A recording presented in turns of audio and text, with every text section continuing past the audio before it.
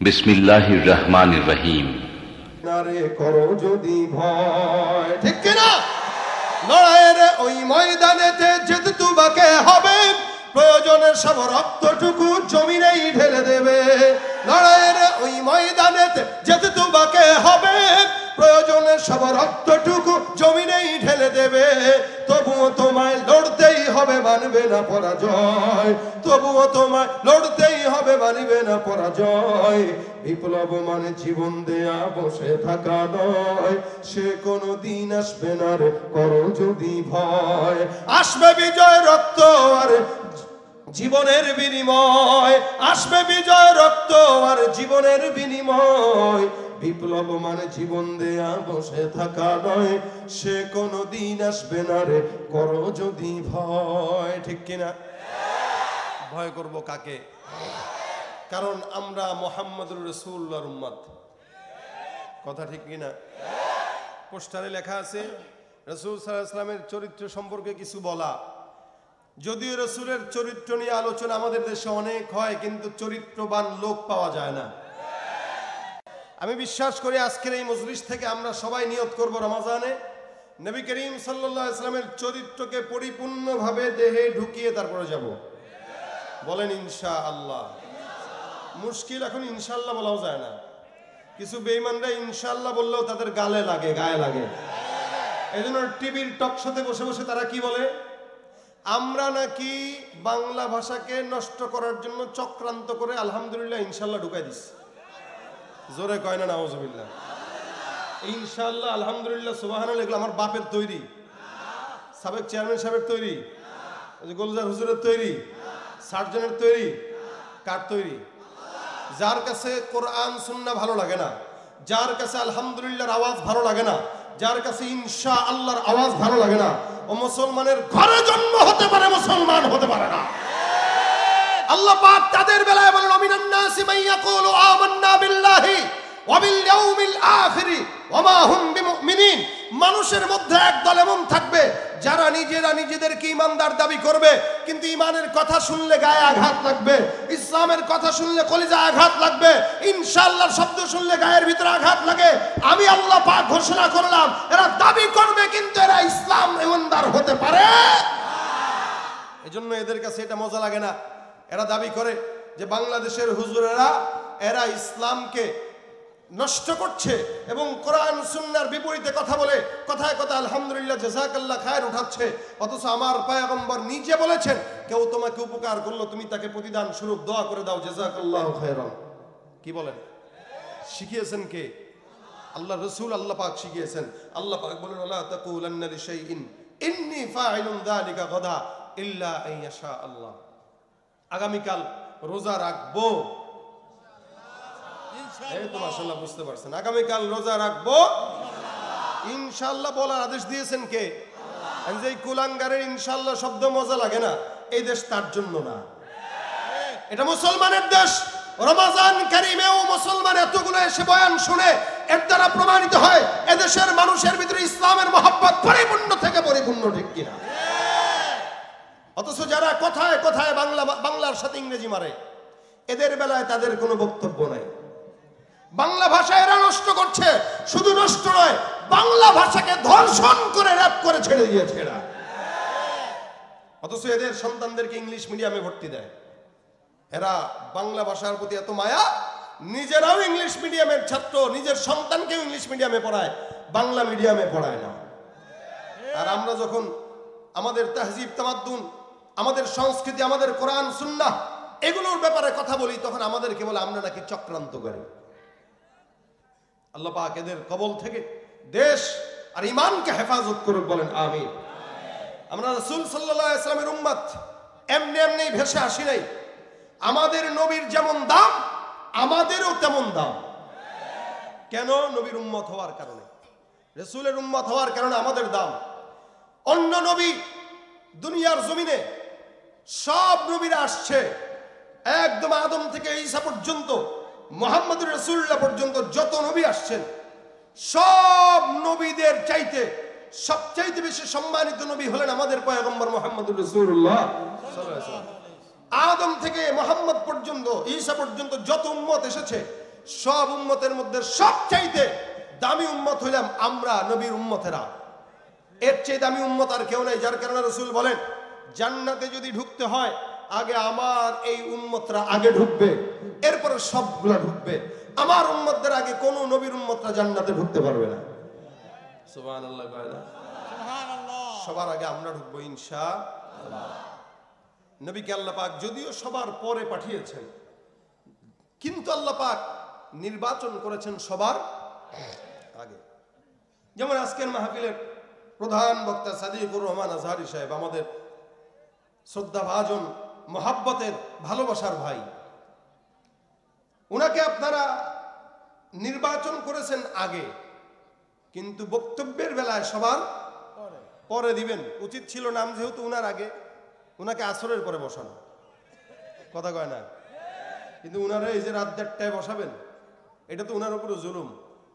Serial ডাক্তারের কাছে ধরবেন আগে, আপনারা যদি কেউ কয় 2 জনের পরে যান, মানবেন নি এটা? কিন্তু এই জায়গায় আপনারা এটাই কিন্তু করেন। সারা বাংলাদেশে একই নিজাম। প্রধান বক্তার ডেট অনুযায়ী মাহফিল হয়, বসে সবার পরে। বলে নিজাম শিখছেন কার থেকে? বলেন আল্লাহ শিখাইছে। জোরে বলেন কে শিখাইছে? আল্লাহ পাক রাসূল করিম সাল্লাল্লাহু আলাইহি ওয়াসাল্লামকে নির্বাচন করেছেন সবার আগে, লেকিন পাঠাইছেন সবার পরে। কেন? প্রধান বক্তা। জোরে কয় না সুবহানাল্লাহ। প্রধান বক্তা নির্বাচন হয় আগে, বসে সবার পরে। কেন? প্রধান বক্তার বক্তব্য শেষ, লোক থাকে না। কিন্তু তাই বলে মাহফিল আসরের পরেও চলে, মাগরিবের পরেও চলে। এই দুনিয়াতে অসংখ্য নবী রাসূলরা এসেছেন। কেউ কেউ আসরের পরের বক্তা দেখবেন আসরের পরে বক্তব্যে ওয়াজ নাই। বক্তারা যারা ওয়াজ করে খালি মাঠ নিয়ে ওয়াজ করে, কখনো মাইকম্যান নিজে একা থাকে, কিন্তু ওয়াজ তো চলে। মানুষের কানে আওয়াজ যাওয়া হলো কথা, শুনুক বা না শুনুক। আল্লাহ পাক আদমকে পাঠিয়েছেন, নূহকে পাঠিয়েছেন, এক এক করে সমস্ত নবী আসছে। এমন কি শত শত বছর দাওয়াত দিয়েছেন, কেউ শুনে নাই। কিন্তু আল্লাহ পাকের দায়িত্ব পালন তারা করা দরকার করেছে। কিন্তু সবার পরে মুহাম্মদুর রাসূলুল্লাহকে আল্লাহ পাক পাঠিয়েছেন। বক্তব্যের ক্ষেত্রেও যেরকম প্রধান বক্তার আলোচনার সময় মাঠ থাকে ভরপুর, ঠিক মুহাম্মদুর রাসূলুল্লাহ সাল্লাল্লাহু আলাইহি ওয়াসাল্লাম যখন প্রধান বক্তব্যের আসনে বসে দ্বীনের বয়ান শোনানোর জন্য দুনিয়াতে আসলেন, নবী করিম সাল্লাল্লাহু আলাইহি ওয়াসাল্লাম যখন বয়ান করলেন, 63 বছরের জিন্দেগিতে বয়ান করেছেন 23 বছর। আল্লাহর কথা বলেছেন 23 বছর নবুয়তের জিন্দেগি। মানে নবী করিম সাল্লাল্লাহু আলাইহি ওয়াসাল্লামের নবুয়তের যে 23 বছরের জিন্দেগিতে বিদায় হজের ভাষণে সাহাবা আজমাইনদের সংখ্যা ছিল 1.25 লক্ষ সাহাবা একরাম। সুবহানাল্লাহ। অথচ নূহ পয়গম্বর দুনিয়াতে দাওয়াত দিয়েছেন 950 বছর। এই 950 বছরে উনার উম্মতের সংখ্যা মাত্র 40 জন। কি খুব বেশি? একদমই কম না? একদমই কম। 40 জন কোথায় 950 বছর? কিন্তু আমার নবী মাত্র 23 বছরে 1.25 লক্ষ উম্মতকে দ্বীনের পথে আনছেন। বেশি না কম? কারণ কি? প্রধান বক্তা, আলোচনায় লোক বেশি, ঠিক কিনা জোরে বল। এটা আমার নবীর সম্মান। সম্মান দিতে যে আল্লাহ পাক দুনিয়াতে এনেছেন আগে, বসাইছেন সবার পরে। কিন্তু লোক কম দেন নাই, লোক দিয়েছেন কি? ভরপুর। সম্মান দিতে যে আল্লাহ পাক রব্বুল আলামিন পবিত্র কোরআনের ফাতিহা থেকে নিয়ে নাস পর্যন্ত একটা জায়গাতেও আল্লাহ পাক আমার পয়গম্বরকে সম্মান নষ্ট করে কোনোদিন ডাক দেন নাই। কোরআনের মধ্যে আল্লাহ পাক সমস্ত নবীদেরকে নাম ধরে ধরে উল্লেখ করেছেন। আমার আল্লাহ পাক রব্বুল আলামিন পয়গম্বর মুহাম্মদুর রাসূলুল্লাহ সাল্লাল্লাহু আলাইহি ওয়াসাল্লাম আসার আগ পর্যন্ত যত নবী রাসূল পাঠিয়েছেন, এদের মধ্য থেকে যাদের নাম আল্লাহ পাক কোরআনের মধ্যে বর্ণনা করেছেন, আল্লাহ পাক নাম ধরে ধরে ডাক দিয়েছেন। আমার আল্লাহ পাক বলেন, ইয়া আদম উসকুন আনতা ওয়া যাওজুকাল জান্নাহ। এখানে আল্লাহ পাক আদম পয়গম্বরকে নাম ধরে ডাকে। আমার আল্লাহ পাক অন্য আয়াতের মধ্যে বলেন, ইয়া ইয়াহইয়া খুযিল কিতাবা বিকুওয়া। ইয়াহইয়া পয়গম্বরকে আল্লাহ পাক রব্বুল আলামিন নাম ধরে ডাকলেন। আল্লাহ পাক রব্বুল আলামিন বলেন, ইয়া যাকারিয়া ইন্না নুবাশশিরুকা বিগুলাম। যাকারিয়া নবীকেও আল্লাহ পাক রব্বুল আলামিন নাম ধরে ধরে ডাকলেন। আমার আল্লাহ ডাক দেয়া বলতেছেন, ইয়া মূসা লা তাখাফ। এখানে আল্লাহ পাক মূসাকে নাম ধরে ডাকলেন। আল্লাহ পাক ডাক দেয়া বলেন ইয়া ইব্রাহিম কদ সাদ্দাকতার রুইয়া। ইব্রাহিম পয়গম্বরকেও ইব্রাহিম বলে নাম ধরে ডাকলেন। আল্লাহ পাক বলেন ইয়া নূহ ইহবিত বিসালামিন মিন্না ওয়া বারাকাতিন আলাইক। এখানেও নূহ পয়গম্বরকেও আল্লাহ পাক রব্বুল আলামিন নাম ধরে ডাকলেন। আমার আল্লাহ বলেন ওয়া ইব্রাহিম ওয়া ইসমাঈল ওয়া যালকিফ। এখানেও আল্লাহ পাক ইব্রাহিম ইসমাঈল যালকিফলেও আল্লাহ পাক রব্বুল আলামিন নাম ধরে ধরে ডাকলেন। আল্লাহ পাক জায়গায় জায়গায় ইয়াকুব, ইউনুস, ইউসুফ সব পয়গম্বরকে আল্লাহ পাক কোরআনের মধ্যে নাম ধরে ধরে বলেন এ মুসলমান নবীর উম্মত, আপনার আমার পয়গম্বর মুহাম্মদুর রাসূলুল্লাহ জবানটা খুলে বলেন সাল্লাল্লাহু আলাইহি ওয়াসাল্লাম। আমার নবীকে আল্লাহ পাক কোরআনের সূরা ফাতিহা থেকে নিয়ে নাস পর্যন্ত একটা জায়গাতেও কোনোদিন আল্লাহর নবীকে আল্লাহ পাক নাম ধরিয়া মুহাম্মদ বলে ডাকেন নাই। সম্মান বেশি দিলেন না কম দিলেন? জোরে জোরে বলেন, বেশি দিলেন না কম দিলেন? এই দেখবেন খুব হাফিজ ভাই না নাম ধরে ডাকে না, হাফিজ ভাই অথবা অমুক ভাই, কিন্তু হুজুর গুলজার হইলেও হুজুর কথা কয় না কেন? গুলজার সাহেবকে গুলজার নাম ধরে ডাকে, এটা অসম্মানী। যার কারণে গুলজার হুজুর, চেয়ারম্যান সাহেবের নাম ধরে ডাকা অসম্মানী। যার কারণে চেয়ারম্যান সাহেব, এলাকার মধ্যে বিশাল বড় খতিব, নাম ধরে ডাকা অসম্মানী। যার কারণে খতিব সাহেব, বক্তা সাহেব, মেম্বার সাহেব, এমপি সাহেব, মানুষ যদি সম্মানিত হয় কেউ তার নাম ধরে ডাকে না, তার লকব ধরে ডাক দেয়। আমার আল্লাহ পাক রব্বুল আলামিন আমার পয়গম্বর মুহাম্মদুর রাসূলুল্লাহ সাল্লাল্লাহু আলাইহি ওয়াসাল্লামকে কোরআনের মধ্যে সম্মান দিতে যায় শুরু থেকে শেষ পর্যন্ত একটা জায়গাতেও নাম ধরেন নাই। কেন? আমার পয়গম্বরের চাইতে সম্মানিত বান্দা জমিনে আর কেউ নাই। এ ভাইরা, আমার আল্লাহ পাক রব্বুল আলামিন সব নবীদেরকে নাম ধরে ডাকলেন। আমার পয়গম্বরের বেলায় যখন আসছে আল্লাহ পাক ডাক দিয়া বলে ইয়া আইয়ুহান নবী। আল্লাহু আকবার। সব পয়গম্বরদেরকে বলে ইয়া আদম, ইয়া ইব্রাহিম, ইয়া মূসা, ইয়া ঈসা, ইয়া ইয়াহইয়া, ইয়া যাকারিয়া, সব নবীদেরকে নাম ধরে ডাক দেয়। আমার পয়গম্বরকে আল্লাহ পাক ডাক দিয়া বলে ইয়া আইয়ুহান নবী, হে নবী। আল্লাহ পাক কখনো কখনো ডাক দিয়া বলেন ইয়া আইয়ুহার রাসূল, হে রাসূল। এখানেও আল্লাহ পাক রব্বুল আলামিন আমার পয়গম্বরকে রাসূল বলে সম্বোধন করেছেন। আল্লাহ পাক চাইলে কিন্তু ইয়া মুহাম্মদ বলে ডাকলেও পারতেন কি পারতেন না? কিন্তু আল্লাহ পাক একটা জায়গাতেও মুহাম্মদ বলে ডাকেন নাই।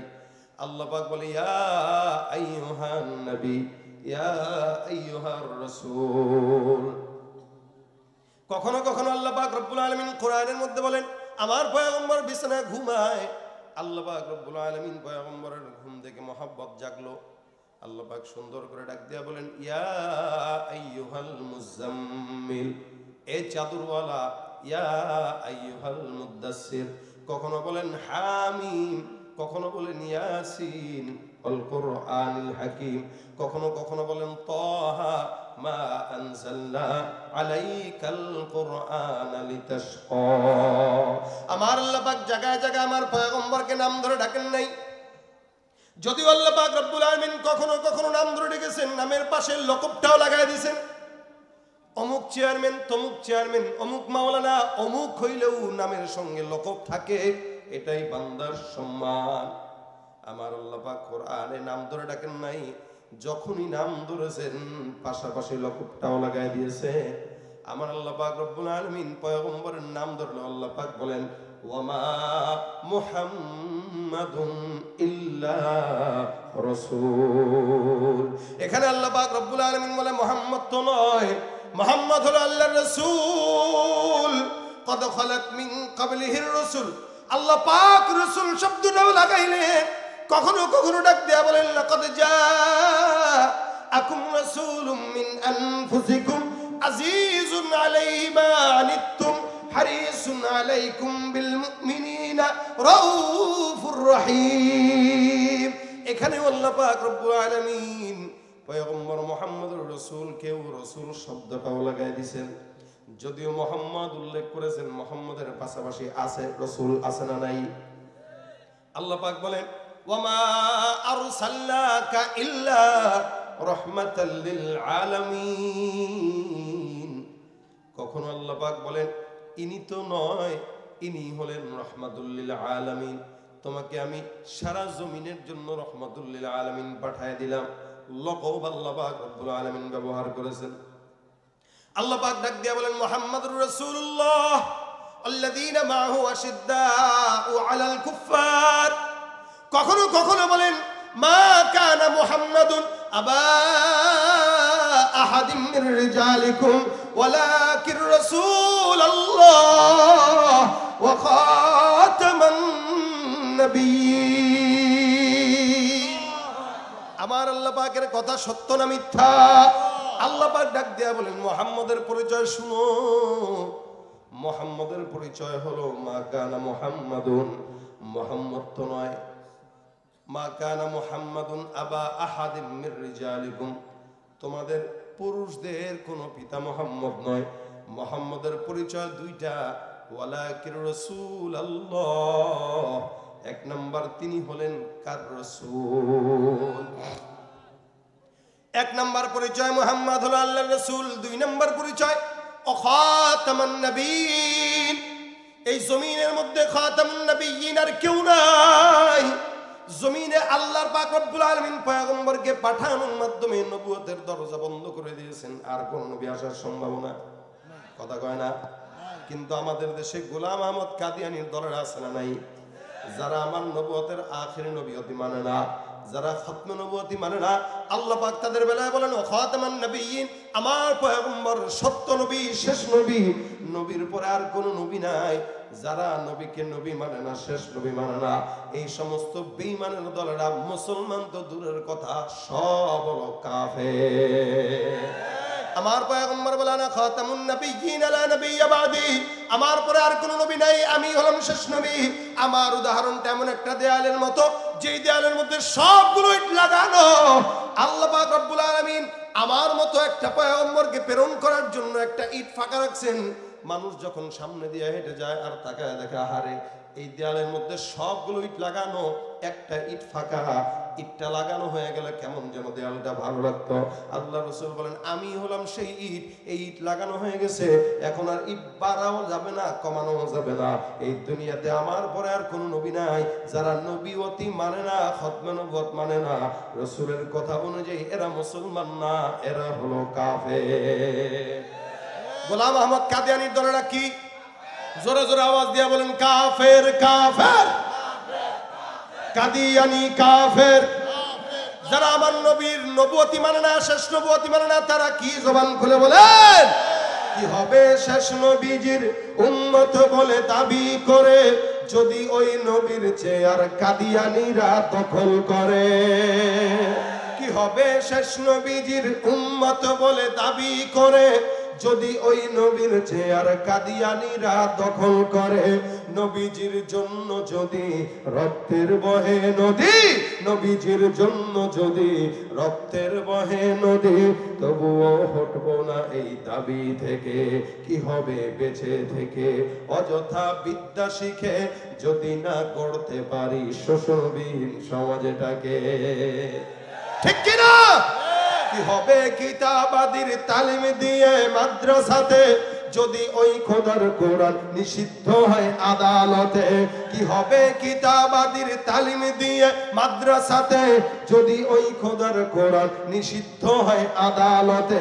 কাফনের কাপড় মাথায় ময়দানে আয় ছুটে আয়, কাফনের কাপড় মাথায় ময়দানে আয় ছুটে আয়, বিলিয়ে দে না তোদের জীবনটাকে। কি হবে বেঁচে থেকে অযথা বিদ্যা শিখে, যদি না গড়তে পারি শোষণবিহীন সমাজটাকে? কথা বলেন ঠিক কিনা? যারা আমার পয়গম্বরের খতম নবুয়তি মানে না, মনে রাখবেন এদেশে ইহুদি থাকবে কোনো বাধা নাই, খ্রিস্টান থাকবে বাধা নাই, হিন্দু থাকবে বাধা নাই, দেশ সবার জন্য সবাই থাকবে। হিন্দু তার পরিচয় থাকে, খ্রিস্টান তার পরিচয় থাকে, ইহুদি তার পরিচয় থাকে, মুসলমান তার পরিচয় থাকবে। কাদিয়ানীর বাচ্চারা কাফের পরিচয় থাকবে, মুসলমান পরিচয় থাকতে পারে না, পারে না, পারে না।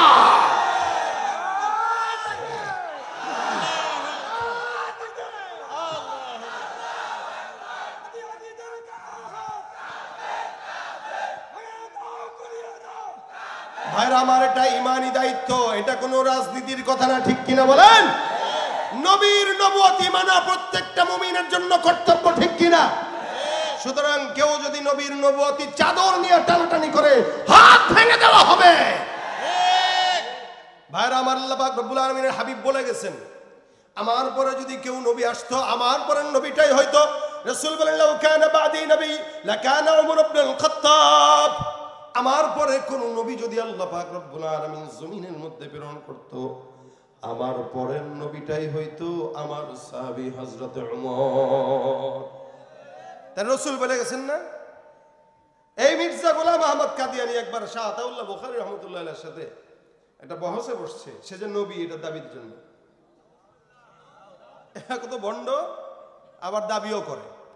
তা সে দাবি করার জন্য দলিল দিবে। এখন আতাউল্লাহ বুখারী রাহমাতুল্লাহ বলতেছেন, তুই যে নবী এটা দলিল দে। তো সে বলতেছে, আমার নাম গোলাম আহমদ কাদিয়ানী।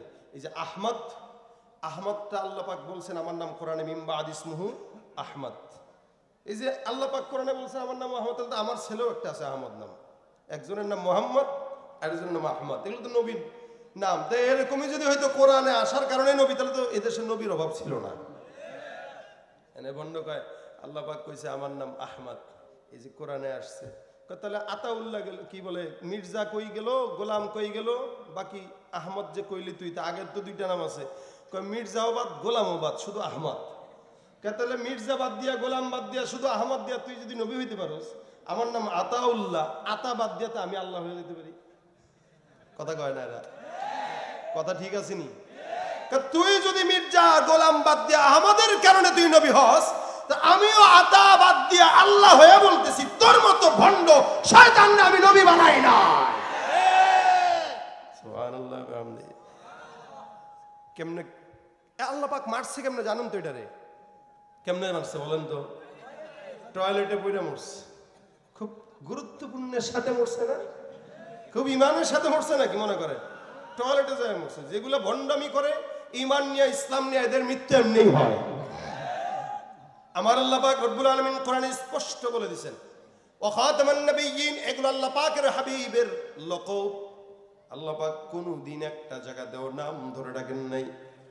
আল্লাহ পাক যে কোনো জায়গায় নাম যদিও নিয়েছেন, নামের পাশাপাশি লকবটাও লাগাই দিয়েছেন। সুবহানাল্লাহ। এ ভাইরা আমার আল্লাহ পাক রব্বুল আলামিন পয়গম্বর মুহাম্মদুর রাসূলুল্লাহ সাল্লাল্লাহু আলাইহি ওয়াসাল্লামকে সম্মান দিতে যায় কোনো জায়গায় নাম ধরেন নাই। আল্লাহ পাক রব্বুল আলামিন পয়গম্বর মুহাম্মদুর রাসূলুল্লাহর উম্মত হিসেবে আমাদেরকেও সম্মান দিতে যায়। কোরআনে আমাদেরকে কি ডেকেছেন? অন্যান্য কিতাবগুলোতে সব নবীর উম্মতদেরকে যখন ডাকার প্রয়োজন হলো, আল্লাহ পাক তাদেরকে ইয়া আইয়ুহাল মিসকিন বলে সম্বোধন করেছেন, হে মিসকিনের দল। কিন্তু আমার মতো আপনার মতো ইমানদার নালায়েক বান্দা না খান্দা যারা নামাজও ঠিক মতো আদায় করে না, আল্লাহ পাক শুধুমাত্র রাসূলের উম্মত হওয়ার কারণে আপনাকে আমাকে আল্লাহ পাক ডাক দিয়েছেন, ইয়া আইয়ুহাল্লাযীনা আমানু। সুবহানাল্লাহ। মায়ের পেটের মধ্যে সন্তান থেকে লাথি দেয়, বমি বমি ভাব, সবকিছু দুর্গন্ধ লাগে। একটা মা কতটুকু কষ্ট অর্জন করে এটা সন্তানকে পেটের মধ্যে, এটা মা ছাড়া কেউ জানে না। আমেনা ডাক দিয়া বলে, মুহাম্মদ যখন আমার গর্ভের মধ্যে ছিল, আল্লাহর কসম আমি আমার গর্ভে সন্তান আছে এই কথাটাও কোনোদিন টের পাই নাই। সুবহানাল্লাহ। তার মানে গর্ভের যে কষ্ট হয়, পেটের ব্যথা, এই সেই এগুলো আমেনা বলে আমি বুঝি নাই, টেরই পাই নাই যে মুহাম্মদ আমার গর্ভে। শুধু তাই না, আপনার আমার জন্ম হয়, আমরা জমিনের মধ্যে নাপাক অবস্থায় আসি। আমেনা ডাক দিয়া বলে, মুহাম্মদ যখন আমার গর্ভ থেকে জমিনের মধ্যে আসছে, মুহাম্মদকে আমি দেখলাম সিজদারত অবস্থায় আল্লাহ পাক আমার সন্তান মুহাম্মদকে জমিনের মধ্যে আগমন করিয়েছে।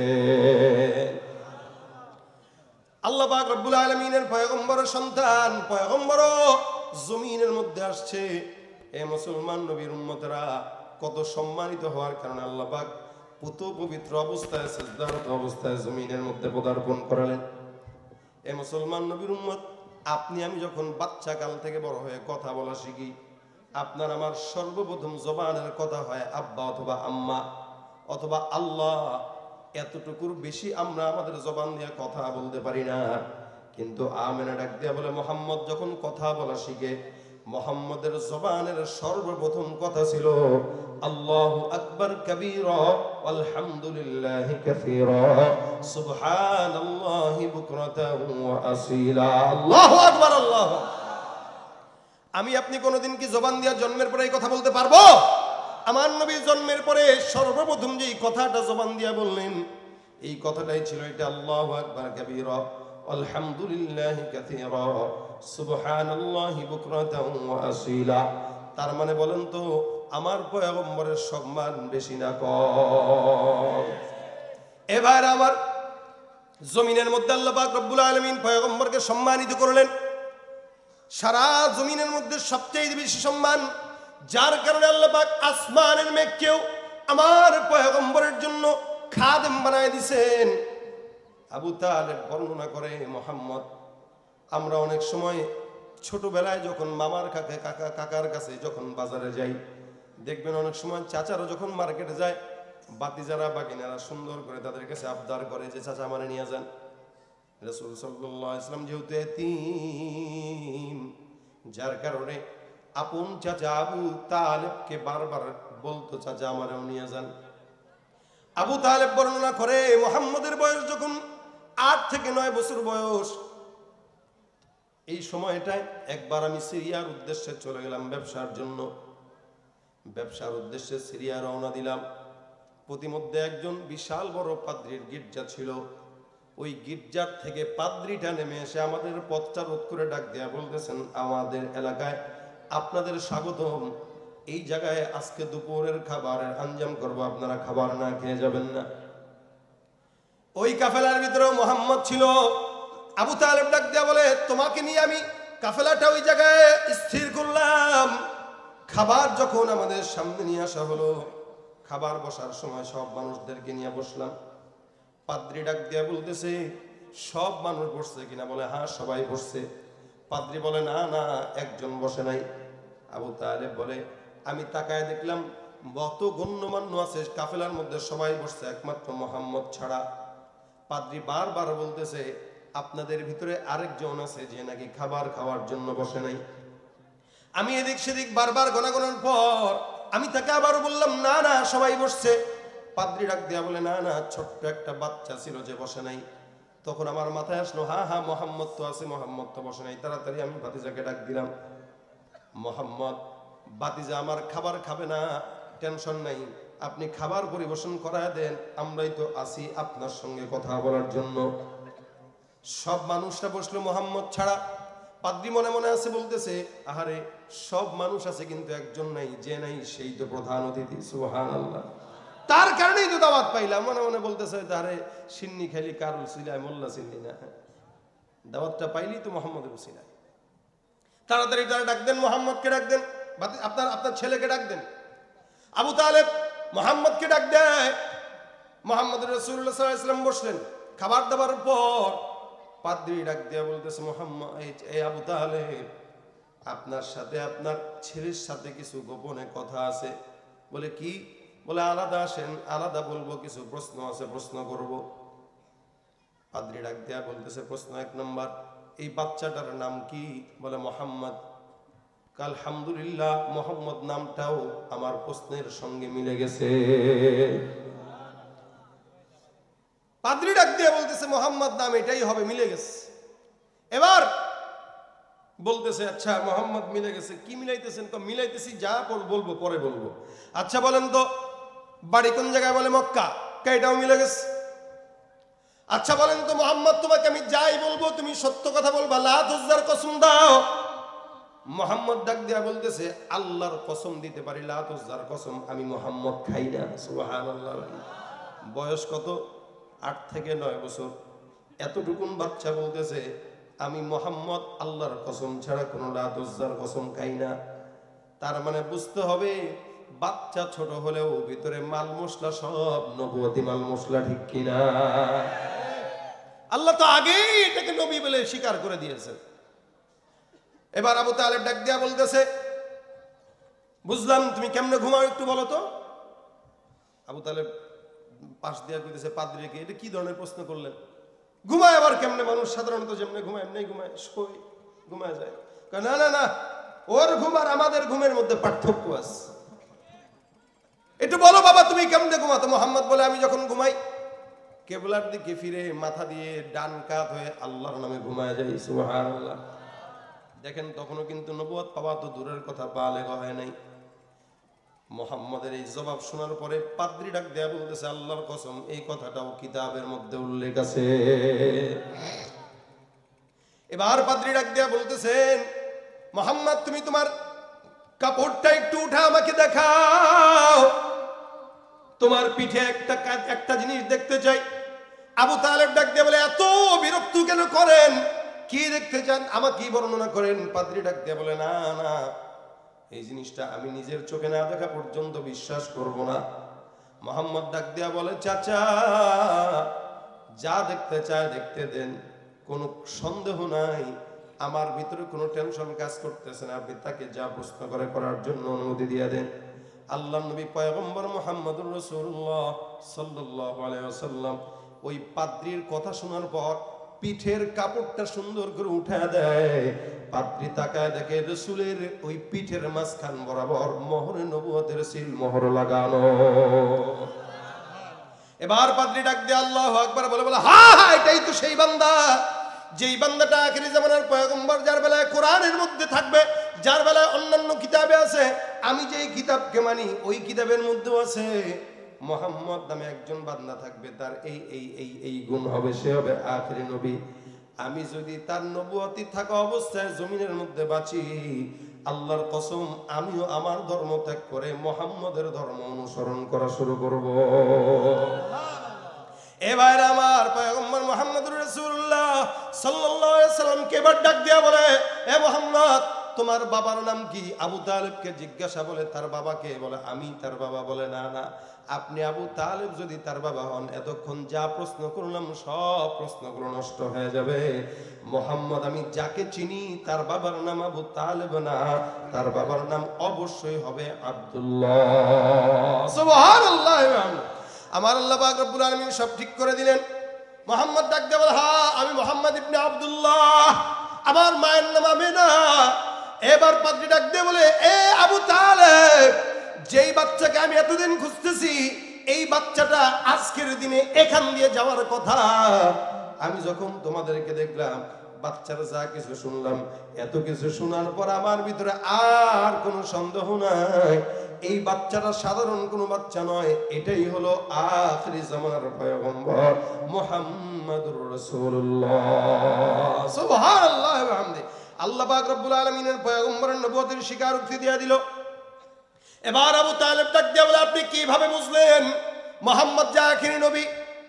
আবু তালেবের কথা অনুযায়ী পাদ্রী ডাক দিয়ে বলতেছে আবু তালেব আমি এই জায়গা দিয়ে তারায় তারায় তাকায় তাকায় প্রতিদিন আখিরি জামানার নবীর আগমনের এরকম প্রহর গুনতেছি। আমি আজকে বুঝে গেলাম যখন নাকি বিশাল বড় কাফেলাটা আপনার সামনে আগায় আগায় আসতেছে, আমি গির্জা থেকে তাকায় তাকায় দেখলাম সবার মানুষের মাথার উপরে রৌদ্রের তাপ, কিন্তু মুহাম্মদের মাথার উপরে একটা সুন্দর ছোট্ট মেঘের টুকরা ছায়া দিতে দিতে সামনে আগায়। ভাইরা আমার, এটা আমার পয়গম্বরের শান, এটা আমার পয়গম্বরের মান। আল্লাহ পাক রব্বুল আলামিনের দুনিয়ায় কোন ইমানদার যদি আমার পয়গম্বরের সম্মান না বুঝে, জমিনের কেউ না বুঝলেও কোনো আপত্তি নাই, কারণ আমার আল্লাহ বুঝে আমার পয়গম্বরের মর্যাদা কত। সারা দুনিয়ার মানুষ যদি আমার নবীর পথে না চলে আল্লাহর কোনো যায় আসে না, কারণ আসমান জমিন গ্রহ নক্ষত্র পাহাড় পর্বত সব আমার পয়গম্বরের প্রেমে পাগল, ঠিক কিনা? মুহাম্মদ হামিদে হামদে খুদা বস, খুদা মদহে আফরি মুস্তফা বস, মুহাম্মদ আজ তুমি খাহাম খুদা রা, খুদায়া আজ তো হুব্বে মুস্তফা রা, খুদায়া আজ তো হুব্বে মুস্তফা রা। আমার আল্লাহ পাক রব্বুল আলামিন এই কারণে পয়গম্বরকে যারা যারা নবুয়তের পর পাগল বলেছে, আল্লাহ পাক তাদের জবাব দিয়ে বলেছেন নুন ওয়াল কলামি ওয়া মা ইয়াসতুরুন মা আনতা বিনি'মাতি রাব্বিকা বিমাজনুন। সারা জমিনের বান্দারা আমার পয়গম্বরকে যখন মক্কার কাফেররা পাগল বলে। রাসূল যখন নবুয়তের জন্য দাওয়াত দেওয়ার জন্য সব কাফেরদেরকে ডাক দিয়ে বলে, কাফেররা ইয়া আইয়ুহান নাস কুলু লা ইলাহা ইল্লাল্লাহ তুফলিহু, এই ইমানদাররা তোমরা এই কালেমা পড়ো লা ইলাহা ইল্লাল্লাহ। আবু তালেব কয় পাগল, আবু জাহেল কয় পাগল, উতবা সাহেবা বলে পাগল। আমার আল্লাহ ডাক দিয়া বলে, যারা আমার নবীকে পাগল বলে আমি আল্লাহ রব্বুল আলামিন ওয়াদা করলাম, ঘোষণা করলাম, কসম খাইলাম, ওয়াল কলামি ওয়া মা ইয়াসতুরুন, কলমের কসম, কলম যা যা লিখলো তার কসম। কলম আসমানের কথা লিখলো, জমিনের কথা লিখলো। আল্লাহ পাক রব্বুল আলামিন বলেন, ইন্না আউওয়ালা মা খালাকাল্লাহুল কলামা সুম্মা ক্বালা লাহু উকতুব ফাজারা ফি তিলকা সাআতি কাইনুন ইলা ইয়াউমিল কিয়ামা। সারা জমিন শুরু হওয়ার 50,000 বছর আগে আল্লাহ পাক একটা কলম নাজিল করলেন। ওই কলমটা যারা দুনিয়ার যত নিজাম আছে সব লিখে দিলেন। আল্লাহ পাক বলে, ওই কলমের কসম, আর কলম যা যা লিখেছে তার কসম। অর্থাৎ আসমানের কথাও কলম লিখলো, আসমানের কসম, জমিনের কথা কলম লিখলো, জমিনের কসম, পাহাড়ের কথা কলম লিখলো, পাহাড়ের কসম। যা যা কিছু আল্লাহ পাক কলম দিয়ে রাখাইলেন, সব কিছুর কসম খায়। আল্লাহ পাক তারপরে ডাক দিয়া বলেন, মা আনতা বিনি'মাতি রাব্বিকা বিমাজনুন, আপনার রবের দয়ায় আপনি পাগল না। যারা আপনাকে পাগল বলে তারা পাগল, তাদের বাপ দাদা 14 গোষ্ঠী পাগল। আবু জাহেল পাগল, আবু লাহাব পাগল, উতবা পাগল, সাইবা পাগল। বর্তমান সময়ে যারা রাসূলের ওয়ারিসদেরকে, ঈমানদারকে পাগল বলে তারা পাগল, ঠিক কি না? এ মুসলমান নবীর উম্মতের দল আল্লাহ পাক রব্বুল আলামিন সুন্দর করে বুঝায় দিয়া বলতেছেন, ওয়া ইন্না লাকা লাআজরান গায়রা মামনুন, যদি পাগল হতো এত বিশাল বড় নিয়ামত আমি আমার পয়গম্বরকে কোনোদিন দিতাম না। নিয়ামত কি, যে এতক্ষণ যা বললাম এগুলো নিয়ামত কিনা বলেন তো? অন্য কোন নবীকে দিছে আল্লাহ? কাউকে দেয় নাই, শুধু আখিরি জামানার নবীকে দিছে। আল্লাহ পাক রব্বুল আলামিন এত নিয়ামত দিয়েছেন যে সব, ওই যে বললাম নূহ পয়গম্বর দাওয়াত দিয়েছেন কয়শো বছর বললাম? 950 বছর। এই 950 বছরে উম্মত কতজন ছিল বললাম? 40 জন। আর আমার রাসূলের 23 বছরের ভিতরে মনে করেন 13 বছর তো এমনি এমনি শেষ। মদিনার যে জিন্দেগি, ওই জিন্দেগিতে কোনো মতে রাসূল সাল্লাল্লাহু আলাইহি ওয়াসাল্লাম দাওয়াতি কার্যক্রম করেছেন। আল্লাহ পাক রব্বুল আলামিন আমার রাসূলকে সম্মান দিলেন, অথচ নূহ পয়গম্বর এত দাওয়াত দেওয়ার পরেও উম্মত নাই। শুধু তাই না, আমার নবীকে আল্লাহ পাক সম্মান দেওয়ার কারণে গোটা জমিনে কোন নবীকে আল্লাহ পাক এই মর্যাদা দেয় নাই যে নবী আসার আগে উম্মত ছিল, আবার নবীর পরে উম্মত আছে। কিন্তু আমার নবী আসার আগে উম্মত ছিল, যাওয়ার পরে এখনো উম্মত আছে। কিয়ামত পর্যন্ত থাকবে কিনা? কথা কয় না। জিমাই গেছেন আপনারা? জিমাই গেছেন? নবী যাওয়ার পরেও হয়ে গেছে কত বছর? 1450 বছর। এখন উম্মত আছে কিনা? শুধু আসি না, শুধু আসি না। আপনার সামনে যদি কেউ আমার রাসূলকে একটা গালি দেয়, আপনি কি করবেন বলেন? চেয়ারম্যান সাহেব কি করবেন? মারবেন কিনা? মারবো। সর্বোচ্চ ক্ষমতা দিয়া এই বেচারাটা যা করা লাগে করবে কিনা বলেন তো? সেই স্কুলের হোক, কলেজের হোক, আওয়ামী লীগ হোক, বিএনপি হোক, যেই দলের লোক হোক না কেন, রাসূলকে যদি কেউ প্রকাশ্যে গালি দেয়, আমার তো বিশ্বাস ওই বাচ্চা, ওই শয়তানের, ওই লম্পটের, ওই রাসূলের দুশমনকে মুহূর্তের মধ্যে জমিন থেকে বিদায় করার জন্য আমার দেশের উম্মতেরা এখনো রাজি আছে। এটা রাসূলের সম্মান, এটা রাসূলের প্রতি আমাদের আজমত, এটা রাসূলের প্রতি আমাদের ভালোবাসা, ঠিক কিনা বলেন? রাসূল করিম সাল্লাল্লাহু আলাইহি সাল্লামকে এত সম্মানিত আল্লাহ পাক বানাইছেন। রাসূল আসার আগেও ঘটনা বলতেছি আপনাদেরকে, ইয়ামানে একটা বাদশা ছিল, নাম ছিল তার তুব্বায়ে হিময়ারি। এই ইয়ামানের বাদশা একবার মদিনা শহরে উনার একটা গভর্নর পাঠাইছেন। মদিনার আগের নাম কি ছিল কেউ কি জানেন? মাশাআল্লাহ, গভর্নর হিসেবে পাঠাইছেন। আপনারা জানেন সরকারিভাবে মনে করেন দিল্লি অথবা পাকিস্তান বলেন, আমেরিকা বলেন, ইউরোপ, রাশিয়া বলেন, যে কোনো দেশ থেকে যদি আমাদের দেশে সরকারি কোনো মেহমান আসে আর যদি এই দেশের লোক তাকে মেরে ফেলে, এটা অন্যায় না? রাষ্ট্রীয়ভাবে মারাত্মক অন্যায়। দূত, রাষ্ট্রদূতকে মারা বা আঘাত দেওয়া, এগুলো খারাপ। তো এখন তো ইয়ামানের গভর্নরকে মদিনার ইয়াসরিবের মানুষরা হত্যা করে ফেলেছে যে কোনো কারণবশত। বিচার টিচার পছন্দ হয় নাই বা যে কোনো কারণবশত মেরে ফেলছে। এখন ইয়ামানের বাদশার মেজাজ খারাপ, যে যেই এলাকার লোক আমার গভর্নরকে মারলো ওই এলাকার মানুষদেরকে রাখবো না, এলাকাও রাখবো না, ধ্বংস করে দিব, এরা তো নিয়ত করলো। যার কারণে সে অনেক বড় একটা দল নিয়ে ইয়ামান থেকে মদিনায় রওনা হয়ে গেছে। কেন বলেন তো? কেন? ধ্বংস করার জন্য। যেতে যেতে দেখবেন আগের কালের বাদশাদের কাছে এখনো তো যারা প্রধানমন্ত্রী তাদের পাশে একজন হুজুর থাকে, একজন ডাক্তার থাকে, একজন গণক থাকে, বিভিন্ন জাতির লোক থাকে। তো ওই বাদশার সাথে একজন পাদ্রী ছিল যে ওই তখনকার সময়ের কিতাবের আলেম। তো সে মদিনার শহরে ঢুকছে, পাড়া যখন দিছে তখন বাদশাকে বলতেছে, বাদশাহ যেই এলাকায় ঢুকলেন, এলাকার আবহাওয়া, এলাকার পরিবেশ, এলাকার নাম আমার জ্ঞান অনুযায়ী বলতেছে এই এলাকাটা সেই এলাকা যে এলাকায় শেষ নবী হিজরত করে আসবে। সে বলতেছে আমার জ্ঞান অনুযায়ী এলাকায় হিজরত করে আসবে, আর যে এলাকায় আখিরি নবী আসবে ওই এলাকা আপনি কেন তার বাপেও ধ্বংস করতে পারবে না। এটা পাদ্রী বলতেছে কাকে? বাদশাকে বলতেছে। মিয়া বাদশাহ এই কথা শোনার পর ডাক দিয়ে বলতেছে আসলে কি তাই? বলে হ্যাঁ। যদি তাই হয় ওই নবীর প্রতি আমারও একটা আগ্রহ আছে। সুবহানাল্লাহ। ওই নবীর প্রতি আমারও একটা আগ্রহ আছে। নবী কবে আসতে পারে এটা তো জানি না, এমনও আছে কালকেও আসতে পারে, এমন আছে 100 বছর পরেও আসতে পারে।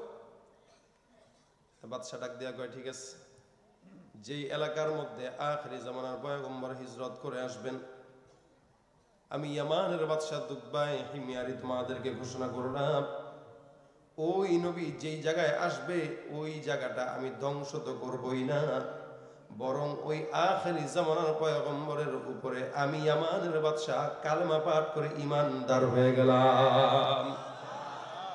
গেল কি করতে? আর হইল কি? ঈমানদার। সুবহানাল্লাহ। আস্তে কইলেন, জোরে জোরে বলেন সুবহানাল্লাহ, জোরে বলেন সুবহানাল্লাহ। এটা আমার নবীর উম্মতে আমার নবীর সম্মান।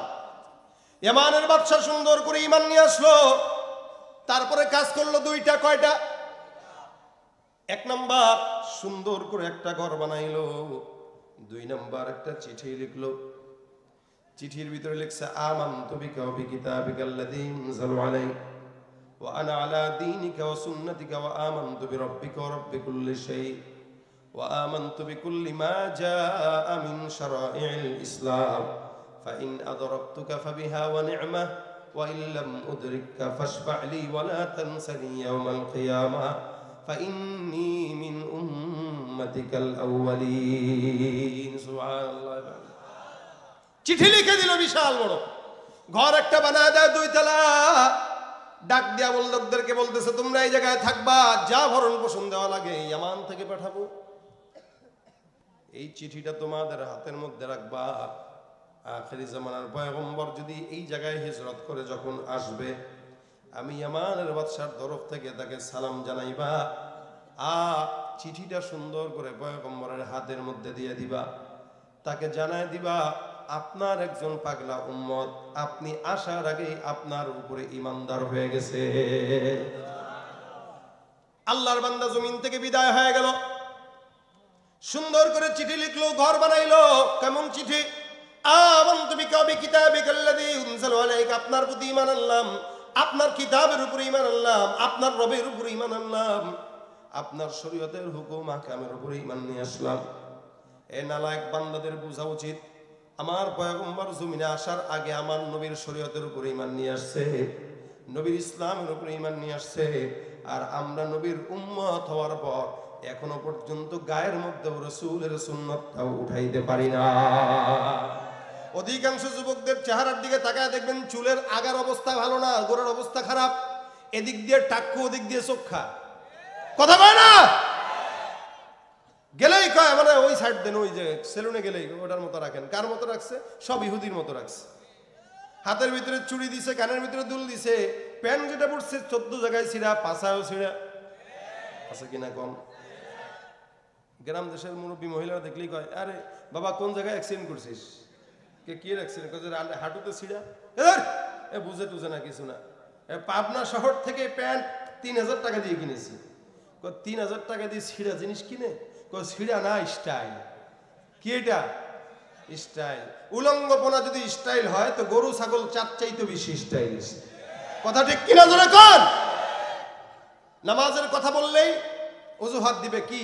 প্যান্টে সমস্যা। খালি নামাজের কথা বলেন যুবকদেরকে, আজকে না, আজকে প্যান্টে একটু প্রবলেম আছে, কালকে। তো প্যান্টে প্রবলেম থাকলে কি করবেন জানেন?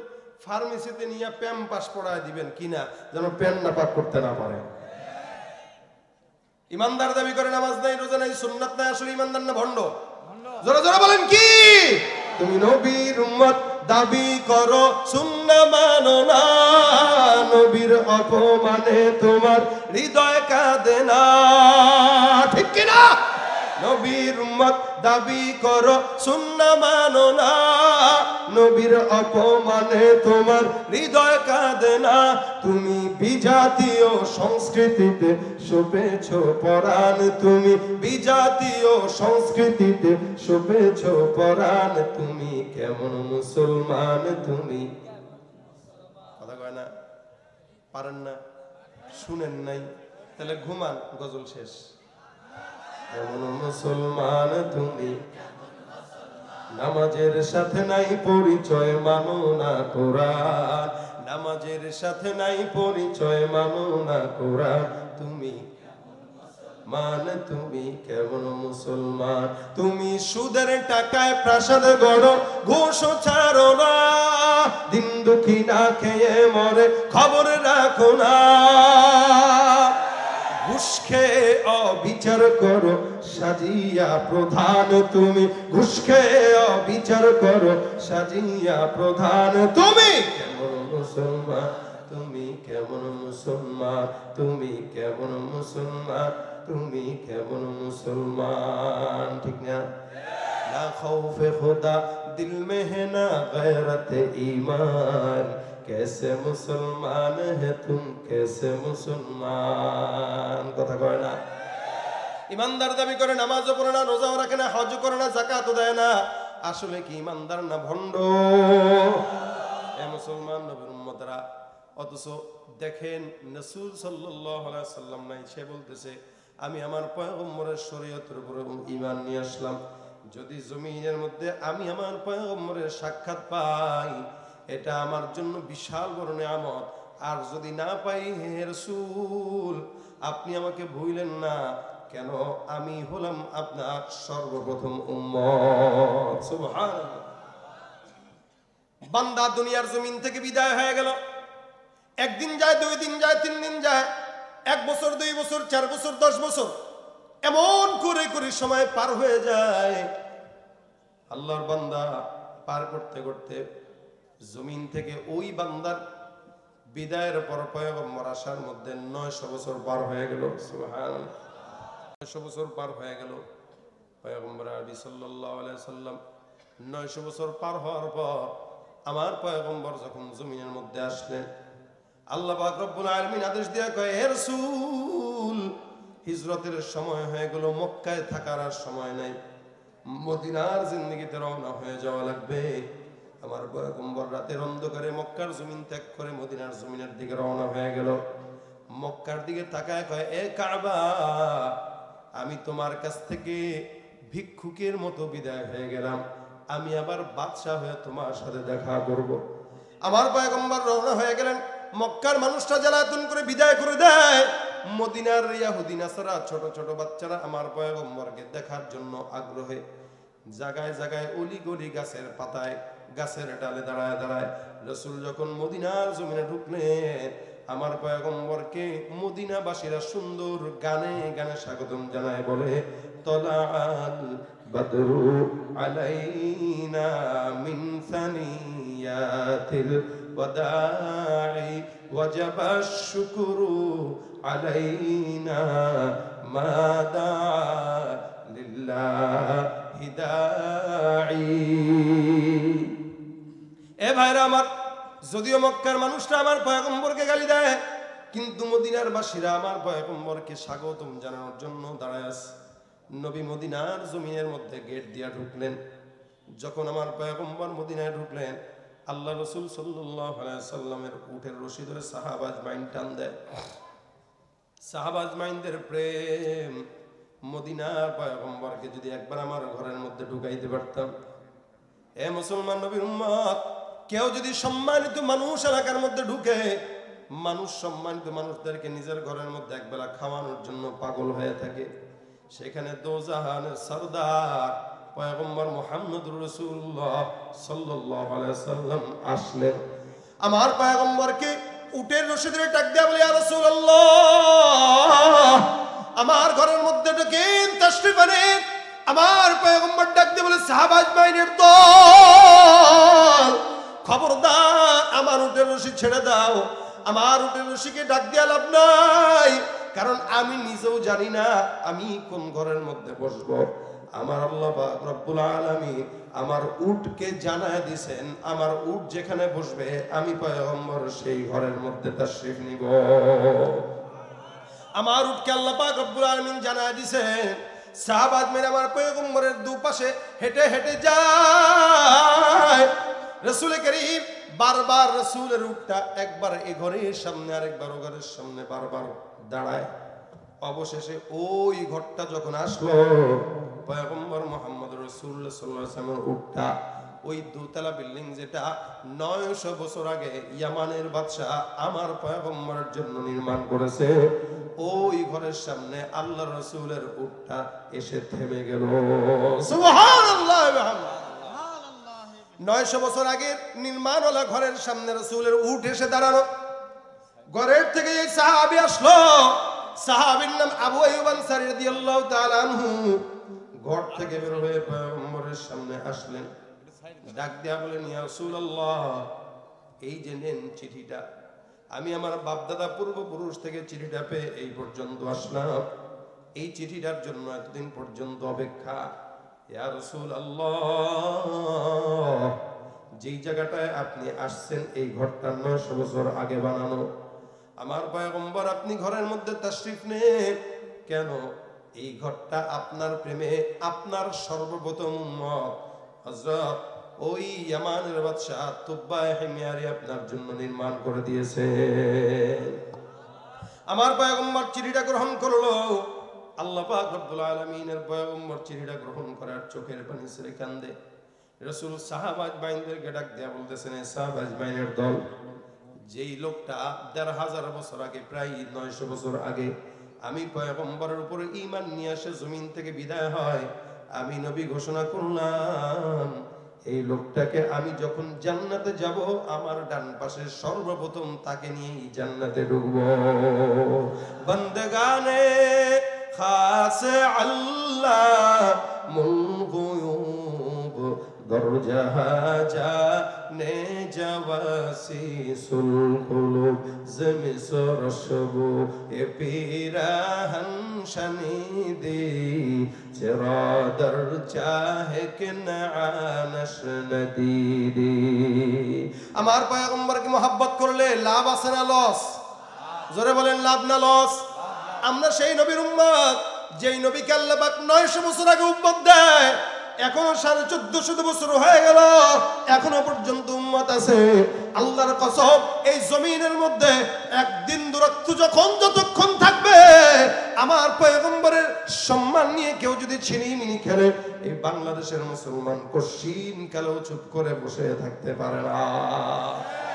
নবীর সম্মানের ভিতরে আঘাত দেওয়ার পর আপনার কলিজার মধ্যে যদি আঘাত না লাগে, আপনি উম্মত দাবি করতে পারেন কিন্তু পয়গম্বরের উম্মত হতে পারেন নাই, ঠিক কিনা জোরে কর। এই জন্য নবীর উম্মতেরা আল্লাহ পাক ডাক দিয়া বলে, পাগল যদি হইতে এত নিয়ামত দিতাম না। আল্লাহ পাক রব্বুল আলামিন আমার পয়গম্বরকে সম্মানের কারণে বলতেছেন, ওয়া ইন্নাকা লাআলা খুলুকিন আযীম, জমিনের মধ্যে আপনি সবচাইতে উত্তম মালা পয়গম্বর, এর মতো উত্তম অন্য কোন নবীকে আমি আল্লাহ পাক দেই নাই, এর মতো উত্তম আখলাক অন্য পয়গম্বরকে আমি আল্লাহ দেই নাই। আখলাক হলো 3 প্রকার। 1 নম্বর খুলুকে হাসান, 2 নম্বর খুলুকে করিম, 3 নম্বর খুলুকে আযীম। আখলাক কয় প্রকার? খুলুকে হাসান মানে কি? আপনারা কেউ মারলো, আপনিও মেনে দিলেন, শোধবাদ। খুলুকে করিম 2 নম্বর, আপনাকে কেউ আঘাত দিল, আপনি তাকে কিছু বলেন নাই, মাফ করে দিয়েছেন, শেষ। 3 নম্বর খুলুক আজিম, আপনাকে আঘাত দিছে, আপনি তার হাত ধরে বলতেছেন ভাই হাতে কি ব্যথা পাইছেন? আল্লাহু আকবার। আল্লাহ বলেন এই শেষ আখলাকটা আমি আমার রাসূলকে দান করছি। যার কারণে তায়েফবাসীরা আমার রাসূলকে এত আঘাত দেওয়ার পরও নবী কি দোয়া করছেন? আল্লাহুম্মা হদি কওমি, আল্লাহুম্মা হদি কওমি, আল্লাহ তুমি আমার কওমকে হেদায়েত দিয়ে দাও। অথচ রাসূলকে মারতে মারতে জুতায় রক্ত লেগে আঠা হয়ে গেছে। এই অবস্থাতেও রাসূল বলতেছেন আল্লাহুম্মা হদি কওমি, আল্লাহ হেদায়েত দাও, হেদায়েত দাও, হেদায়েত দাও। পয়গম্বর একবার দেখেন মসজিদে নববীতে বয়ান করতেছেন, তো বয়ান এখানে আপনারা শুনতে আসছেন, কত মানুষ কত দূর থেকে আসছেন, সব মানুষ তো বুঝমান না, কিছু অবুঝ থাকে। এখন রাসূল বয়ান করতেছেন, বয়ান করার পরে এক সাহাবী, গ্রাম্য সাহাবী দূর থেকে আসছে, ও মসজিদে নববীর মধ্যে বসেই ইস্তেঞ্জা চাপছে, তো ইস্তেঞ্জা করতে বসে গেছে। আচ্ছা বলেন, আপনাদের সামনে কেউ মসজিদে প্রস্রাব করলে কি করবেন? চুপ থাকবেন? বের করে দিবেন না ঘাটটা ধরে? এই বেচারা মসজিদের ভিতরে পড়ছে, প্রস্রাব করতে পড়ছে, সাহাবী কয়েকজন দেখে এই এটা কি করে, কি করে, এই বড় থাক। রাসূল সাল্লাল্লাহু আলাইহি ওয়াসাল্লাম এটা দেখছেন, গাই ধমক দিও না, থাক, করতে দাও। হুজুর মসজিদ ছেড়ে দিছে, তো আর কি বলে লাভ কি, অল্প ছাড়লো যা, বেশি ছাড়লো তা, ছেড়ে দিছে। রাসূল সাল্লাল্লাহু আলাইহি ওয়াসাল্লাম বললেন প্রস্রাব হইছে নি? কাজী হুজুর হইছে, তো উঠছে, ডাক দাও। তা আসলো, আসার পর রাসূল বলতেছেন এই যে তোমরা ধমক দিছো, ধমক দেওয়া দিয়ে লাভ হইতো কি? বুঝাও, তাকে বুঝায় বলো। এ বেচারা মনে করছে মাটির মসজিদ, প্রস্রাব করার পরে তো মিশেই যাবে, সমস্যা কি, করি। কিন্তু মসজিদ তো আহাব্বুল বিলাদি ইলাল্লাহি মাসাজিদুহা। পয়গম্বর সাল্লাল্লাহু আলাইহি ওয়াসাল্লাম ডাক দিয়ে বলতেছেন এই সাহাবা একরাম, তোমরা বালতি দিয়ে পানি নিয়ে এই জায়গায় একটু মেরে দাও, আর তাকে একটু মাথায় হাত বুলায় বুঝায় দাও যে মসজিদ ইবাদতের জায়গা, প্রস্রাবের জায়গা না, তাহলেই তো হয়। রাসূল সাল্লাল্লাহু আলাইহি ওয়াসাল্লাম তার মাথায় হাত বুলায় সুন্দর করে বুঝায় দিলেন। সাহাবী এবার দোয়া করে আল্লাহুম্মা আরহামনি ওয়ারহাম মুহাম্মাদা ওয়ালা তারহাম মা'না আহাদা। আল্লাহ তুমি আমারে হেদায়েত করো, আমারে রহমত করো, আর মুহাম্মদরে রহমত করো, এছাড়া একটাও রে রহমত করো না। কি বলেন, দোয়াটা হইল নি এবার? সাহাবারা তাকে, হুজুর এটা কি দোয়া করলো? এটা এই তুই এটা প্রস্তাব করছিস উল্টা পাল্টা জায়গায়, আবার উল্টা পাল্টা দোয়া করো, এই কি দোয়া করতেছে এগুলা? রাসূল কয় এই কি দোয়া করলা? কাজী এটাই আল্লাহুম্মা আরহামনি ওয়ারহাম মুহাম্মাদা ওয়ালা তারহাম মা'না আহাদা। আবার দোয়া করে আল্লাহ তুমি আমার উপর রহমত দাও, মুহাম্মাদের উপর রহমত দাও, একটার উপরও দিও না। এটা আবার মেজাজ খারাপ হয়েছে, হুজুর এটা কোনো কথা? আচ্ছা তুমি এই দোয়া করার কারণটা কি বলো? হুজুর একটু প্রস্রাব করতে বসছি মসজিদটার মধ্যে, আমি তো বুঝি নাই, ভাবছি কাদা মাটি বালি টালি খালাস শেষ হয়ে যাবে, আমি বুঝি নাই প্রস্রাব করতে বসছি। আপনি যদি রাসূল না থাকতেন ও তো মাইরা কাবাব বানা দিত আমার, আপনার কারণে না বাঁচছি এখানে। আর দোয়া কি ওদের জন্য করব? সম্ভব না। রাসূল এই কারণে বলেন ইয়াসসিরু ওয়ালা তুআসসিরু বাশশিরু ওয়ালা তুনাফফিরু, খবরদার সহজ করবা, কঠিন করবা না।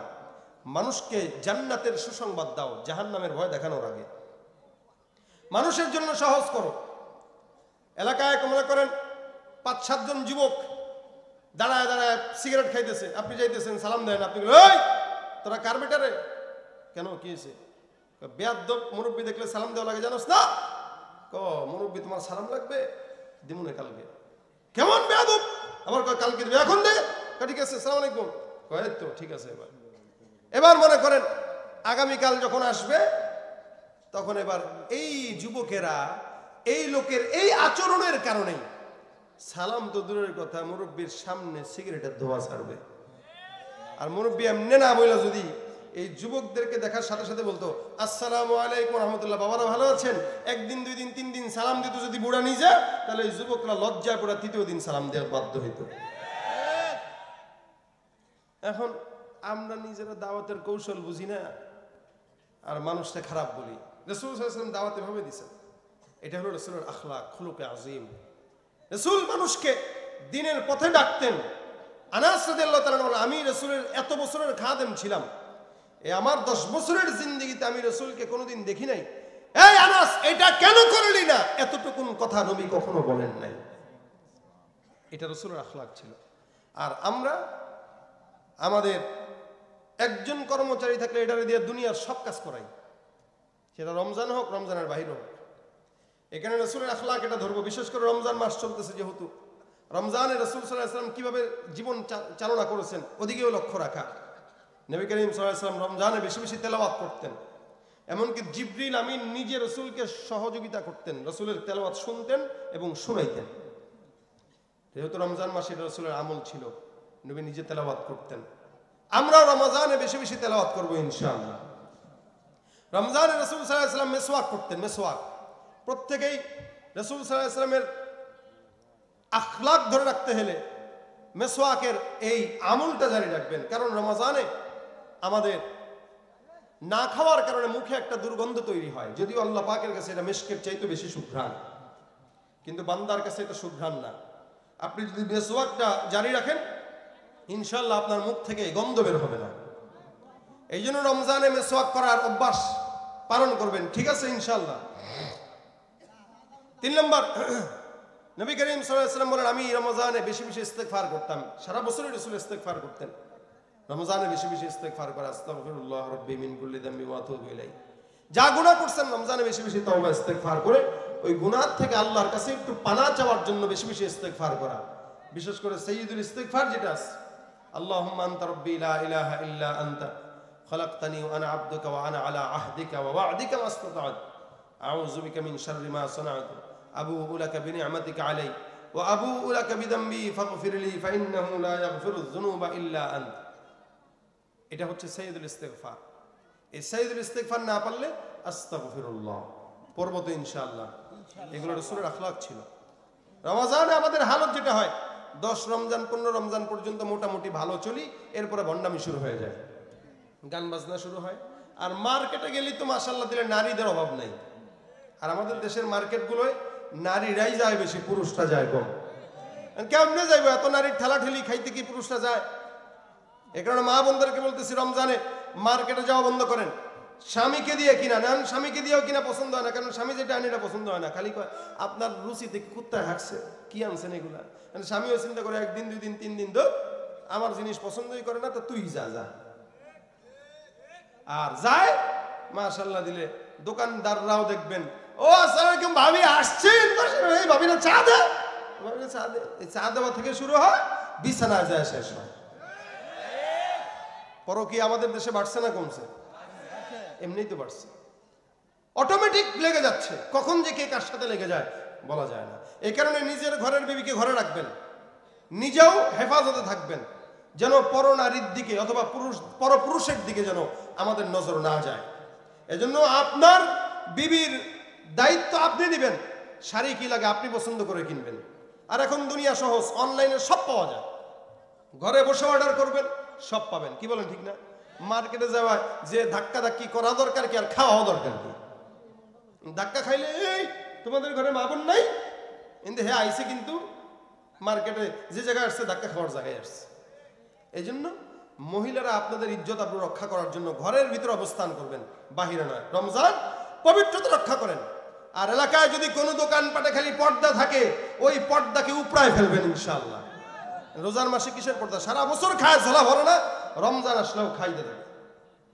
এজন্য যেই দোকানপাটে রমজান আসলে দোকানপাটে চা বিস্কুট এই সমস্ত জিনিস খাওয়া হয়, ওই সমস্ত দোকানপাটগুলোতে যে পর্দা ভেঙে ওই দোকান বন্ধ করার চেষ্টা করবেন।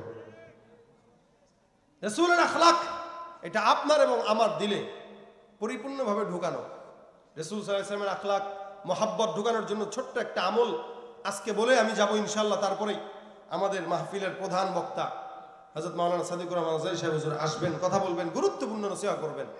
আমি যে এই কথাটা বলে যাই, এই কথাটা আপনারা যারা এখানে বসছেন, মা বোনরা যারা পর্দার আড়ালে আছে, ইনারাও মানার চেষ্টা করবে। কি নবী করিম বলেন, কেউ যদি আমার উপরে বেশি বেশি দুরূদ পড়ে আল্লাহ পাক তাকে দুরূদের বরকতে আমার সাথে জান্নাত দান করবেন।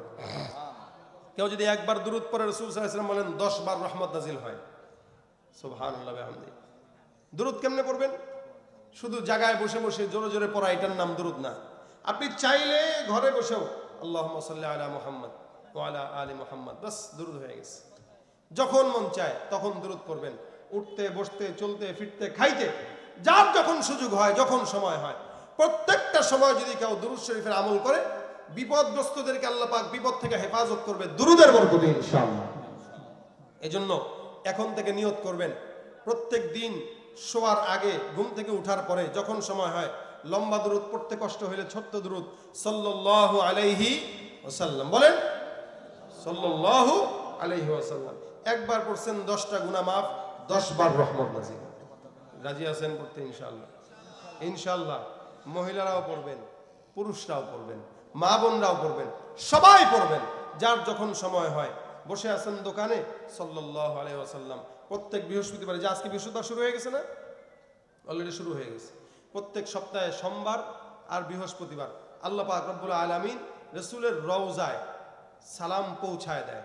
রাসূল নিজে শুনেন, কি আমি এগুলো পারি না। রাসূলের রওজায় সালাম পৌঁছানোর জন্য আল্লাহ পাক রব্বুল আলামিন কিছু ফেরেশতা পাঠায়।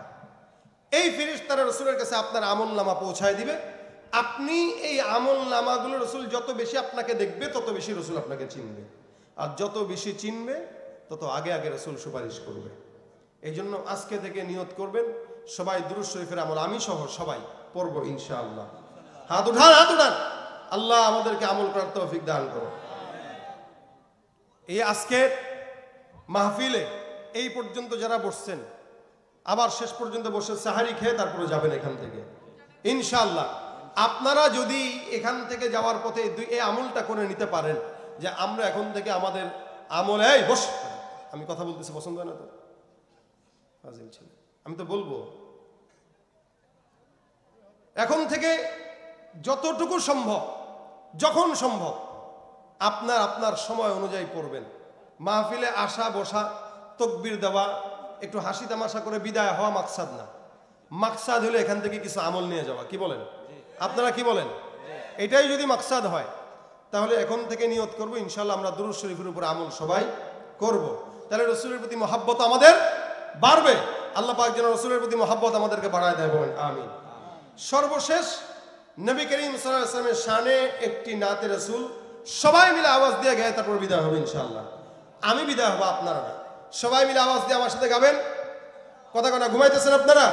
আওয়াজ দিয়ে বলেন, বিশ্ব নবীর অপমানে যদি না কাঁদে তোমার মন, মুনাফিক তুমি নবীজির দুশমন। নবীর প্রেমে জীবন দেবে কে আছো নওজোয়ান, তাকবীর তুলে সিংহ শাবক হও তুমি আগুয়ান। ঠিক কি না? তোমার বুকে ঈমানের বল, জবানে আল কুরআন, ভয় কাঁপে কাপুরুষ সব আর নরধম শয়তান। জীবনের চেয়ে বুকে আছে বেশি নবীজির সম্মান, কেমনে তুমি থাকবে বসে হলে তার অপমান। তুমি সাচ্চা মুসলমান, ঈমান তোমার ধন, নবীর প্রেমে জাগ্রত তুমি নির্ভীক ভালোবান। তুমি সাচ্চা মুসলমান, ঈমান তোমার ধন, নবীর প্রেমে জাগ্রত তুমি নির্ভীক ভালোবান। শ্রেষ্ঠ নবীর ব্যঙ্গ করে পাপিষ্ঠ আর বদনসিব, আমরা তাদের ঘৃণা জানাই ধিক ধিক ধিক শতধিক। জাতিসংঘের কাজ কি তবে দর্শক হয়ে থাকবে চুপ, সাম্প্রদায়িক সম্প্রীতি আর যাচ্ছে ভেঙে পাচ্ছে লোক।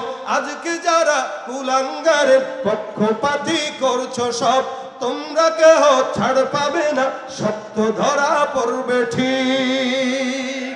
বয়কট হবে, ধিকৃত হবে বিশ্ব জুড়ে, নিন্দা কুড়াবে জাগলে মুসলমান, জাগলে মুসলমান।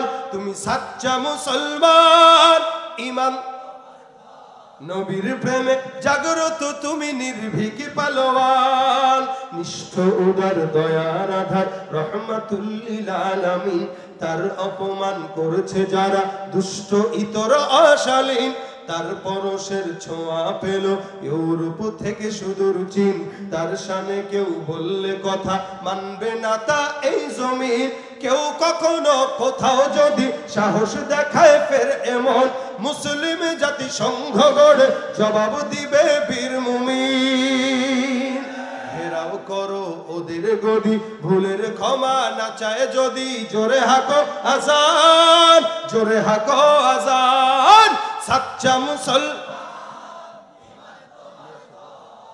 নবীর প্রেমে জাগ্রত তুমি নির্ভীক পালোয়ান, তুমি সাচ্চা মুসলমান, ইমান তোমার। নবীর প্রেমে জাগ্রত তুমি নির্ভীক পালোয়ান। লিল্লাহে তাকবীর। আওয়াজ দিয়া সবাই তাকবীর দিয়া দাঁড়ায় যাব। রাজি আছেন? নারে তাকবীর। দাঁড়ায় যেতে বলছি। দাঁড়ান দাঁড়ান সবাই। অনেকক্ষণ বসে থেকে আপনাদের মাজা জমে গেছে, আমি বুঝতে পারছি।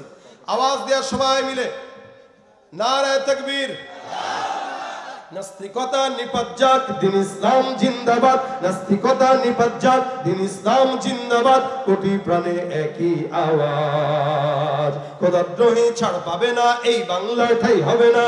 মুসলমানরা জেগেছে আজ, ঠিক কিনা?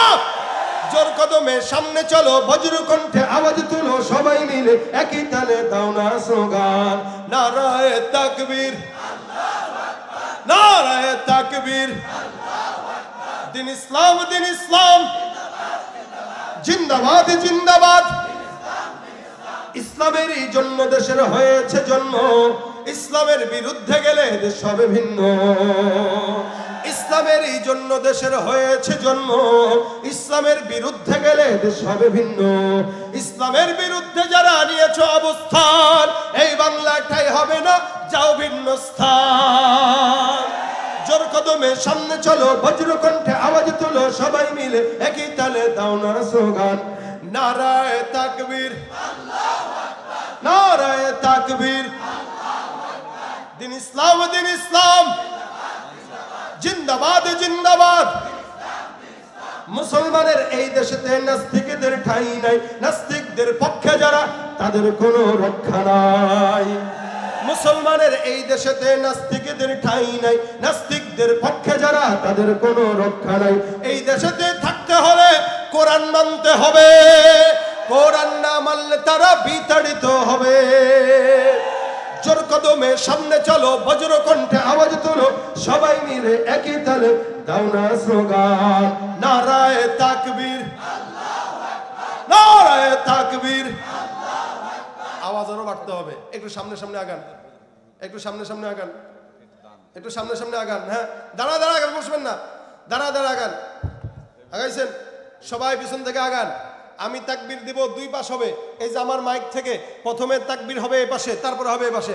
নারায়ে তাকবীর। ডান পাশে নারায়ে তাকবীর, নারায়ে তাকবীর।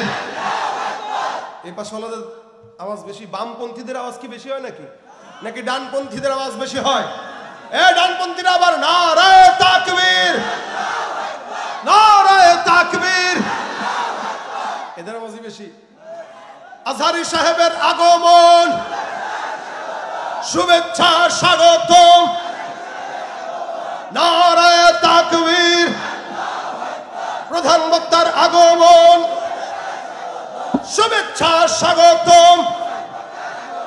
মাহফিলের পক্ষ থেকে লিল্লাহে তাকবীর। আপনারা কি খুশি না বেজার? আমার ভাই চলে আসছে, মহাব্বতের ভাই, ভালোবাসার ভাই।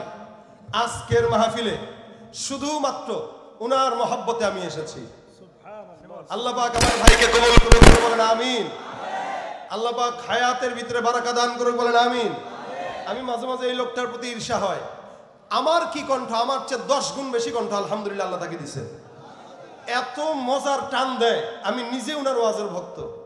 আজকে আপনারা মন খুলে, প্রাণ খুলে হযরতের আলোচনা শুনবেন, শেষ পর্যন্ত শুনে মোনাজাত দিয়ে সাহারি করে তারপরে যাবেন ইনশাআল্লাহ। আপনারা সবাই একটু হাতটা পকেটে ঢুকান তো।